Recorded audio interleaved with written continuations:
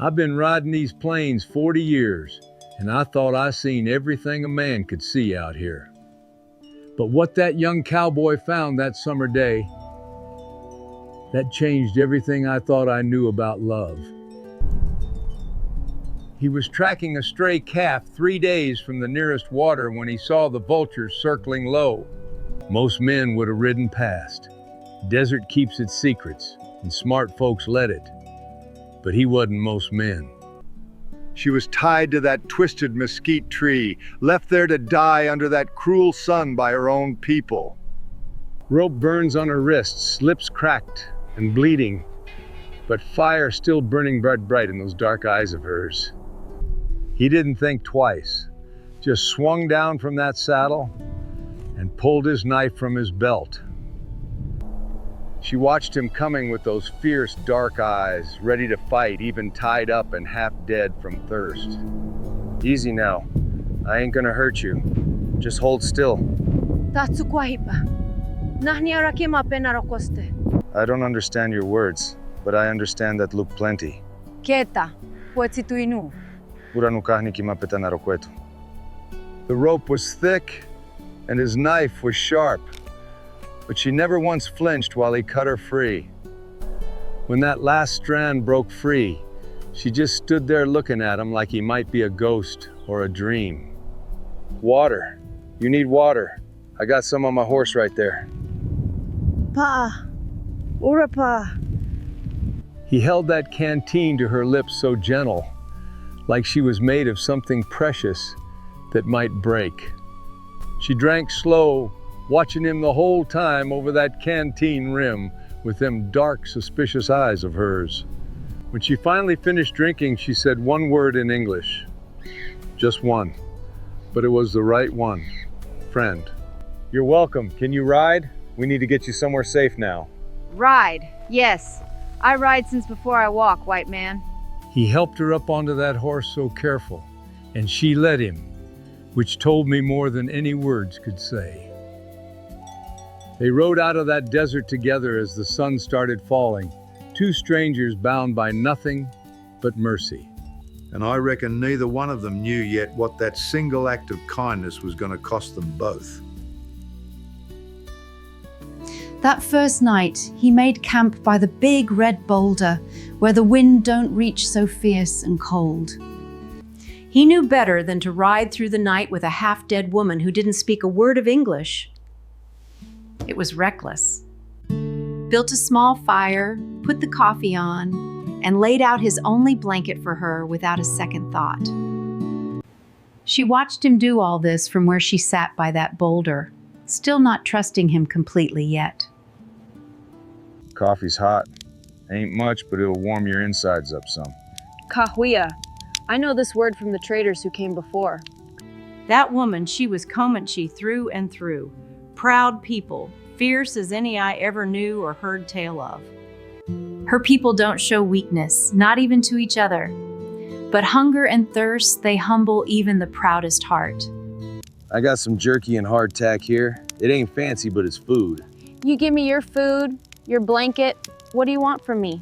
I don't want nothing from you except to see you safe somewhere. No man does something for nothing. I have learned this truth painfully. He didn't argue with her none. Just ate his portion and stared into that fire like it held all the answers. Smart man knows when words won't work, and only time and actions can build what needs building between strangers. My name's Caleb Thornton. What do your people call you, miss? Dakota. It means friend to everyone, though I have few friends now. She told me later that in her tongue, sharing your name with a stranger is a sacred thing not done lightly. When she told him her name that night by the fire, she was testing him with something precious and irreplaceable. Dakota. That's real pretty. It suits you somehow, friend to everyone. You say it almost correctly. Most white men cannot make our sounds properly. That night, they slept on opposite sides of that fire, him on the hard ground, her on his only blanket. She didn't sleep much, I reckon. Kept one eye open, watching him for any sign of danger coming from his direction. But every time she looked over, he was just sleeping peaceful and maybe That's what started to change her heart slowly. Come morning, he woke to find her standing at the edge of camp, staring hard at something on the horizon line. I think I finally understand what she saw. And when he walked up beside her and looked where she was looking, he saw something that stopped his breathing cold. I was riding with the great herd that morning when I saw smoke rising thin from a camp that was not ours. My sister had been missing for 3 days, taken by men who wanted to trade her like property for horses. Our father had promised her to a man she did not want. When she refused, they tied her in the desert to break her spirit. I searched for her alone. Our father forbade it. He said she brought us all dishonor. When I saw that white man's camp, I thought the worst. I thought he had taken her for himself in the cruelest way. I rode down from the ridge with my war lance ready, prepared to kill him and take my sister back home safely. Brother, stop! This man saved my life when our own people left me to die! Takoda! You are alive everywhere! I don't want trouble. I was just trying to help her get somewhere safe. You expect me to believe a white man helps a Comanche woman for nothing? She was in danger. I saw her need. My sister stepped between us and spoke words that I will never forget as long as I walk this earth beneath the sky. She said he gave her his only water, his only food, his only blanket, and asked for nothing in return whatsoever. He is not like the others, brother. I have watched him carefully all night long. I just did what any decent man would do finding someone in trouble. I looked into this white man's eyes, and I saw no lie there, no hunger for what was not his to take. I lowered my lance and spoke the words of greeting that we offer to those who have proven themselves friends of our people. I appreciate that. Now what happens to her? Where does she go from here? I cannot return home. Father will only send me back to that man again, or worse. That is when I made a decision that would change the path of my own life and honor forevermore. I told my sister she could come with me, that I would leave our father's band and start fresh somewhere new together. You would leave everything for me? Our mother's grave, our grandmother's songs, all of it? You are my blood. Nothing matters more than family who treats you right, sister. The white man watched us with something strange in his eyes. I think now it was longing for family he never had. I could help you both get settled somewhere safe if you want the help. Why would you do more for strangers who are not even your own people? Maybe because I know what it's like having nowhere to belong, being alone always. Then perhaps we are not so different after all, you and I, Caleb Thornton. That morning on the prairie with 500 horses watching, 3 broken people decided to be a family together. They came to our camp 3 days later, the young warrior, his outcast sister, and the white man who saved her life. I watched from my healing lodge as the people gathered to see this strange party riding in from the eastern horizon. The young ones threw stones and shouted angry words at the white man. They called him invader and enemy of the people. But he did not run or fight. He sat tall on his horse and let them throw their hatred until their arms grew tired from effort. The girl, Takoda, stood before him like a shield, shouting at her own people to show respect for the man who saved her. This man showed me more kindness than my own father ever did, you hear me? Takoda, please.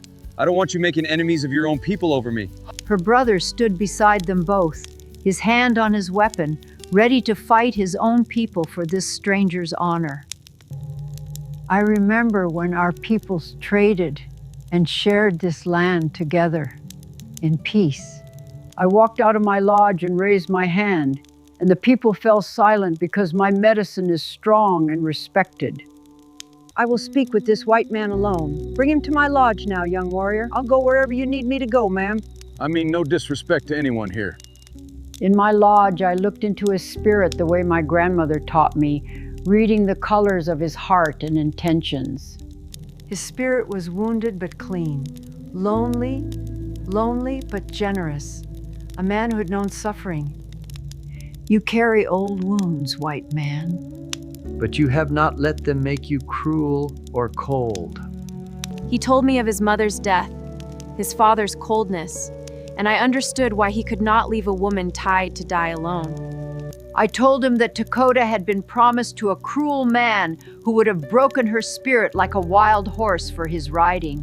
No woman deserves that. I had a sister once would have killed any man who tried that with her. Had a sister? What happened to her, this sister you speak of with such sorrow now? He told me his sister died of fever when she was only 12, and he could not save her no matter how hard he tried.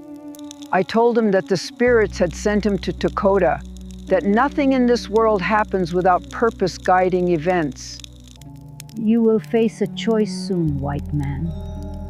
Love or safety, you cannot have both paths. When he left my lodge, I knew that this man would change the path of our people, for better or for worse forever. I blessed their path with sage and cedar, praying that love would be stronger than all the hatred standing against them now. The trouble started when her father sent men to bring her back by force, said she had shamed the family name too long. 5 warriors rode into the territory where they were camping, faces painted for war, hearts hardened against mercy or reason. They found the 3 of them at the river crossing, peaceful, not expecting the hatred that was riding hard toward them. Caleb, riders coming fast from the north. My father's men, I know those painted symbols anywhere. Won't let you be here. Her brother wanted to fight. He was young and proud, and his blood ran hot with warrior's fire and righteous fury inside him. I will not run from these cowards. Let them come and face a real warrior's courage today. Brother, please. There are too many. The white man, Caleb, he did something that surprised everyone standing there on those peaceful riverbanks that terrible day. He stirs. He stepped out in front of the others and walked toward those painted warriors with his hands raised high and completely empty. Courage beyond measure. I'm the one you want. Take me and let them go free. I'm begging you now. Caleb, no! What are you doing? Come back here right now, please! He was offering his life for hers. A white man nobody, giving everything for a Comanche woman he'd known barely 1 week. She speaks.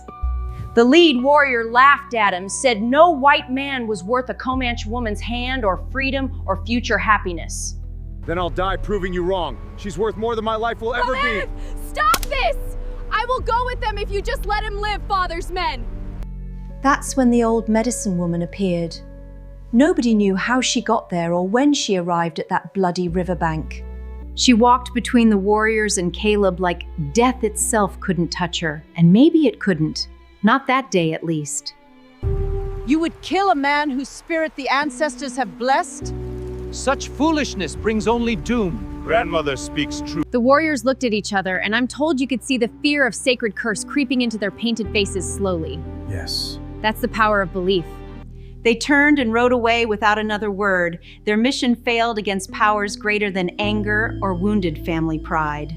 Dakota, I thought I was gonna lose you. I can't bear that thought ever again now. You would have died for me. No one has ever loved me like that before, Caleb. Right there by that river, with the old woman's blessing, they held each other. They stopped pretending they weren't falling deep in love. I love you, Caleb Thornton. In your language and mine, I love you completely and forever. I love you too, Dakota. I think I have since the moment I first saw your fire burn. 6 months later, I helped them raise the walls of a little cabin facing both east and west on purpose. They wanted doors on both sides, she said, so neither world would feel shut out or forgotten or left behind entirely. Her brother built a tipi beside the cabin, said he wasn't sleeping under a wooden roof like some kind of white man settler. This is the first home I've ever had that felt like it. I watched them grow together that first year, like 2 plants, sharing the same sun and rain and good, rich soil. She taught him her language, her songs, the stories of her people that go back beyond memory into dream and time. I traveled far to bless their union in the old way, with cedar smoke and sacred songs that my grandmother taught to me. They stood before me at the sacred spring where our ancestors have married couples since time before the white man came.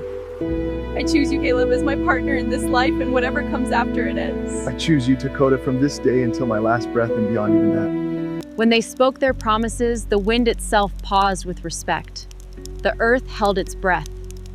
It was a miracle. The spirits of both their peoples were present that day. I felt them gathering like family, come to celebrate together in peace. Sister, I have never seen you shine so bright with joy and peace and love before this day.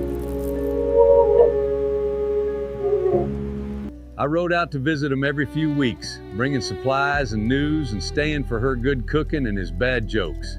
It was good. By the second winter, her belly was round with the first child, and I never saw a man so terrified and happy as Caleb was then. What if I'm not good enough? I never had a father who taught me how this works. You will be wonderful because you already know how to love without conditions attached. The child was born in spring when the whole prairie was blooming, with wildflowers of every color imaginable spreading to horizon. They named her Morning Star because she came into this world just as the sun was rising on a new day for everyone. Look at her, Caleb. She has your eyes and my mother's chin and so much love waiting for her. She's perfect. You're perfect. I have seen many things in my long life walking between the spirit world and this one of flesh and blood and tears. But I have never seen anything more beautiful than two wounded souls choosing each other across every divide. They prove that love don't know nothing about borders or blood or the color of a person's skin when hearts are true. And that little cabin with doors facing both directions, it still stands today with their grandchildren playing in its shade every summer. The horizon that once divided them now holds their story like a promise kept against all the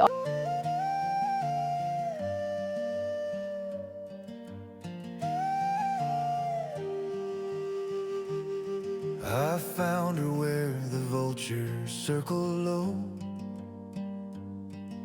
Rope burned wrist and fire still in her eyes. The desert keeps its secrets, this I know. But some things can't be hidden from the sky. I cut the ropes that held her to that tree. She looked at me like I might be a dream. Two strangers with no common words to speak.